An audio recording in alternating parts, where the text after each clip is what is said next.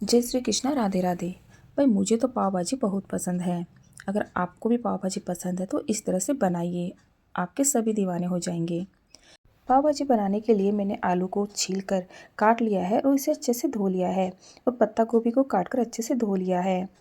पाव भाजी में अच्छा कलर आए और यह स्वादिष्ट भी बने, इसके लिए मैं इसमें चुकंदर डालूंगी। ध्यान रहे चुकंदर हमें काट कर नहीं, कस कर डालना है। अब हम इन तीनों को कुकर में डालकर उबाल लेंगे।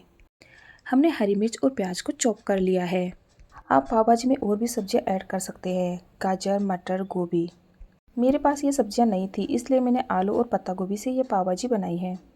अब हम कढ़ाई में तेल डालेंगे और तेल गर्म होने पर जीरा और थोड़ी सी राई डाल देंगे। अब हम इसमें लौंग, इलायची और दालचीनी का छोटा सा टुकड़ा डालेंगे। अब बारी आती है हरी मिर्च और प्याज को भूनने की। अब हम इन्हें तब तक भूनेंगे जब तक यह हल्के ब्राउन ना हो जाए। आँच को हमें मीडियम रखना है, हमें इसे जलाना नहीं है, इसे अच्छे से भूनना है। जब प्याज अच्छे से भून जाएगा तब इसमें बहुत ही अच्छी सी खुशबू आने लगेगी। अब हम यहाँ पर टमाटर डालेंगे। ध्यान रखें टमाटर हमें चॉप करके ही डालना है। 2 मिनट तक हम टमाटर को अच्छे से भून लेंगे। टमाटर को आप जब भी सब्जी में काम में ले तो उसे छील कर ही काटें। टमाटर अच्छे से भून चुका है। अब बारी आती है सूखे मसालों की। मैंने इसमें नमक, लाल मिर्च पाउडर, हल्दी पाउडर और धनिया पाउडर डाला है। इन सबको अच्छे से मिक्स करेंगे और इसे 2 मिनट के लिए पकाएंगे। अभी आप देखेंगे कि मसाले ने तेल छोड़ना शुरू कर दिया है। पाव भाजी प्याज के बिना अधूरी मानी जाती है, लेकिन यहाँ इसमें अगर हम प्याज के पत्ते भी डाल दें तो यह बहुत ही स्वादिष्ट बनती है। अगर आपने इस तरह से पाव भाजी बना ली तो आप बार बार इसी तरीके से बनाओगे। पाव भाजी में ज़्यादा ज़रूरी है मसाले का पकना। अगर आपने मसाला अच्छे से पकाया है तो ये बहुत ही टेस्टी बनेगी। मेरे घर में महीने में 2 बार तो पाव भाजी बन ही जाती है, क्योंकि मेरे हाथ की बनाई हुई पाव भाजी सबको पसंद आती है। एक अच्छा कुक वो नहीं होता जो सारा सामान डालकर चीज़ बनाए। एक अच्छा कुक वो होता है जो कम सामान में भी अच्छी चीज़ बना दे। यह मसाला अच्छे से पक चुका है। अब हम इसमें उबले हुए आलू, पत्ता गोभी और चुकंदर डाल देंगे और इसे अच्छे से मिक्स करेंगे। अगर आपके पास मैशर है तो उससे या फिर चमचे से आप इसको दबा दबा कर अच्छे से मिक्स कीजिए, क्योंकि पाव भाजी में समझ में नहीं आता कि इसमें क्या क्या डाला हुआ है, क्योंकि सारी चीज़ें मिक्स हो जाती हैं। मैंने इसको रही की मदद से अच्छे से मिक्स कर दिया है। अब भाजी में पता भी नहीं चल रहा है कि इसमें क्या क्या डाला हुआ है। स्पेशली बच्चे इस भाजी को अच्छे से खा लेंगे, क्योंकि बच्चे सब्जी में से कभी टमाटर, कभी मटर, इन सबको निकालते रहते हैं, उनको अच्छी नहीं लगती है।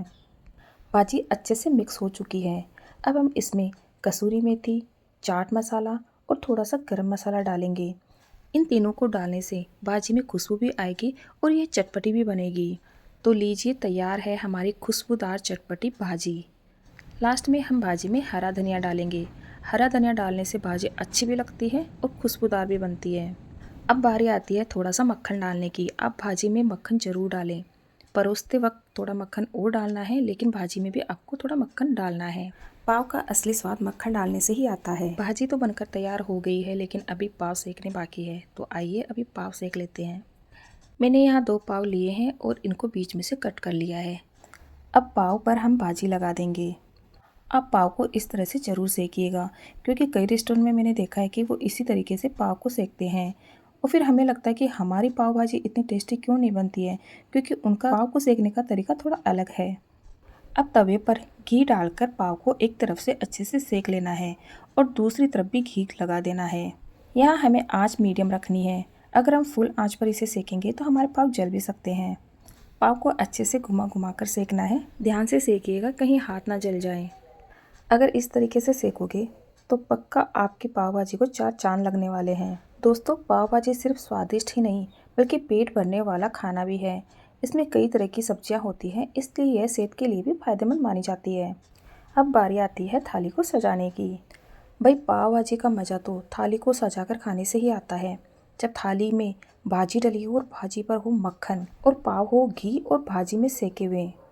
पेट की ठंडक के लिए खीरा तो ज़रूर होना चाहिए और साथ में होना चाहिए बारीक कटा हुआ प्याज। प्याज के बिना तो पाव भाजी वैसे भी अधूरी है। यहाँ मैंने रखी है 2 हरी मिर्च और नींबू।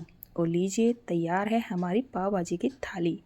तो दोस्तों, आपको मेरी यह चटपटी थाली कैसी लगी है मुझे कमेंट करके ज़रूर बताएं। अगर मेरी पाव भाजी आपको पसंद आई हो तो लाइक शेयर सब्सक्राइब जरूर कीजिएगा। Okay, thank you everyone.